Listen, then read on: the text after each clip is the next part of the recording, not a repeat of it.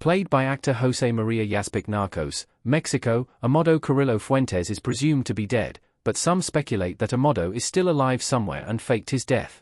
Also known as El Señor de los Cielos, the Lord of the Skies, Amado became the richest of the veteran drug lords hailing from the notorious Guadalajara cartel, also known as La Federación, Mexico's first narco union. While Amado was far from being the most dangerous, feared, or charismatic cartel leader, he might have been the smartest. His intelligence and reputation have led many to believe Amado Carillo Fuentes is still alive. As the jefe of the Juarez cartel in the late 80s and early 90s, Amado worked with other narcotraficos like his uncle Ernesto Don Neto Fonseca Carrillo, Joaquin Cosio, Miguel Angel Felix Gallardo, Diego Luna, Pablo Escobar, Wagner Moura, and Joaquin El Chapo Guzman, Alejandro Eder, eventually amassing an estimated personal net worth of around $25 billion. It would be an understatement to say that Amado is resourceful. Combined with the circumstances of his death, which the Narcos, Mexico Season 3 ending explained was due to surgical complications, his resourcefulness has led to rumors about Amado surviving, possibly to this day. What happened to Amado Carillo Fuentes at the end of Narcos, Mexico? Amado died of surgical complications after trying to have his appearance altered.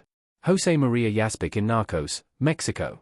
During the finale of Narcos, Mexico Season 3, the narrator explains that on July 4, 1997, Amado underwent a plastic surgery procedure to alter his appearance and escape the law.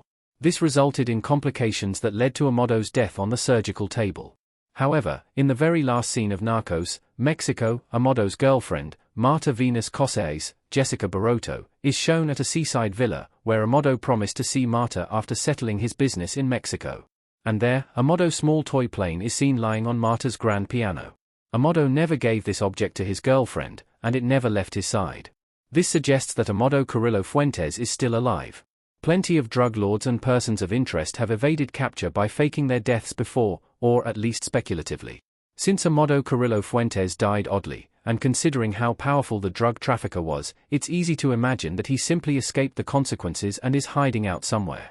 After all, there's not much that can't be accomplished with a $25 billion fortune and deep connections with the right authorities.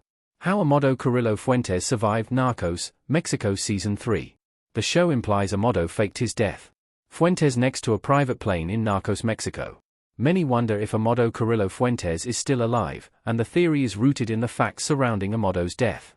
After Amado died, the DEA observed the identification procedures at the funeral home where Amado's body was being held, leading the agency to confirm his death. Amado was also mentored by Miguel Angel Felix Gallardo, who was known for organizing La Federación's comprehensive bribery network. This means that Amado, who was worth $25 billion, could have simply bribed Mexican officials and DEA agents to confirm his death, which would have allowed him to roam free and assume a new identity. If this is true, and he had help from Gallardo's La Federación, the body found in the hospital wasn't Amado. It's entirely possible that the plastic surgery story was just used to justify the differences between Amado and his body double, many of which were pointed out by witnesses who saw Amado's supposed corpse. Also, there is very little paperwork regarding Amado's death, and the potential causes range from malfunctioning equipment to the side effects of certain medications.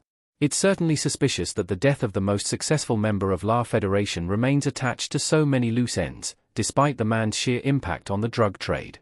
Did Amado Carillo die in real life? The real Amado Carillo is allegedly dead, though doubts remain. Amado Carillo Fuentes in black and white near a small plane. Although there's no proof that Amado is still alive, the fact that Amado was Mexico's most resourceful narcotrafico has led many to speculate about the suspicious and vague circumstances of his death. Moreover, on November 7, 1997, the two doctors who performed Amado's plastic surgery procedure were found dead inside steel drums. Their bodies were encased in concrete and showed signs of torture. On the one hand, this could have been the work of the Juarez cartel, as revenge for inadvertently killing their boss, confirming Amado's death. On the other hand, Amado could have simply covered his tracks by getting rid of anyone who could point him to the authorities.